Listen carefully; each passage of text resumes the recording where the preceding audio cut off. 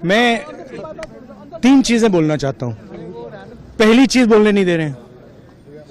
मोदी जी घबराए हुए हैं। आपने देखा जो ट्रेड डील 4 महीने से रुकी हुई थी 4 महीने से कुछ बदला नहीं। किसी न किसी कारण जो मैं जानता हूं नरेंद्र मोदी जानते हैं।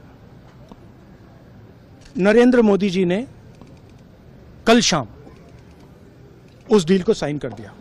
नरेंद्र मोदी जी पर प्रेशर है, भयंकर प्रेशर है। और नरेंद्र मोदी जी का जो इमेज का गुब्बारा है, जो हजारों करोड़ रुपए लेकर बनाया गया था, वो फूट सकता है। इशू ये नारावाने की स्टेटमेंट नहीं है, ये साइड शो है। और वो भी जानते हैं, मैं भी जानता हूं। मेन बात यह है कि हमारे प्रधानमंत्री को कॉम्प्रोमाइज कर दिया गया है। किसने किया है, कैसे किया है, यह हिंदुस्तान की जनता को सोचना है। मगर इतिहास में पहली बार हिस्ट्री में एलओपी को प्रेसिडेंशियल एड्रेस में नहीं बोलने दिया। बाहर बोल दीजिए, जो अंदर नहीं कहा दिया जा रहा है। वो तो ऑटोमेटिकली होगा जी।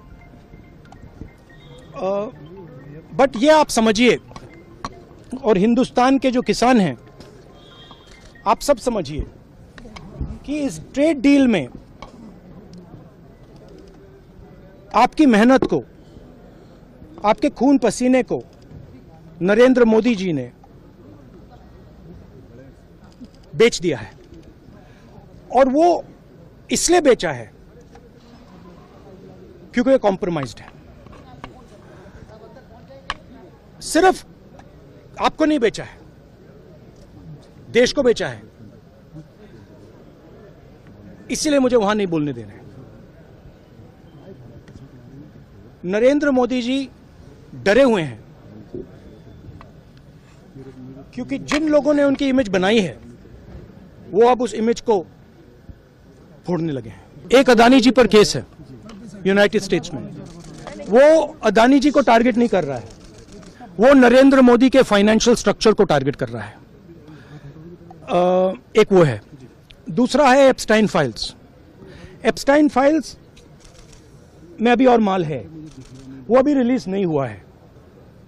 इसीलिए इस दबाव में आकर एप्स्टाइन फाइल्स में जो पूरा देश जानना चाहता है, मगर अभी अमेरिका ने रिलीज नहीं किया है। और दूसरा जो अदानी जी पर केस है, जो एक्चुअली मोदी जी पर केस है, क्योंकि वो बीजेपी का फाइनेंशियल स्ट्रक्चर है, मोदी जी का फाइनेंशियल स्ट्रक्चर है। तो ये 2 प्रेशर पॉइंट्स हैं। और आप ये बात समझ लो, देश ये समझ ले कि प्रधानमंत्री कॉम्प्रोमाइज्ड है।